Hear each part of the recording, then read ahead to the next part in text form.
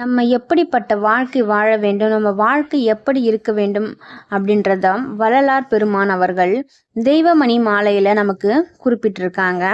அந்த பாடலை இந்த வீடியோவில் நம்ம பார்க்கலாம்.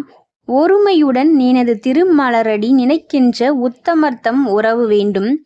உள் ஒன்று வைத்து புறம் ஒன்று பேசுவர் உறவு களவாமை வேண்டும். பெருமை பெரு நினது புகழ் பேச வேண்டும். பொய்மை பேசாதிருக்க வேண்டும். பெருநெறி பிடித்தொழுக வேண்டும். மதமான பேய் பிரியாதிருக்க வேண்டும். மறுவு பெண் ஆசையை மறக்கவே வேண்டும். உன்னை மறவாதிருக்க வேண்டும்.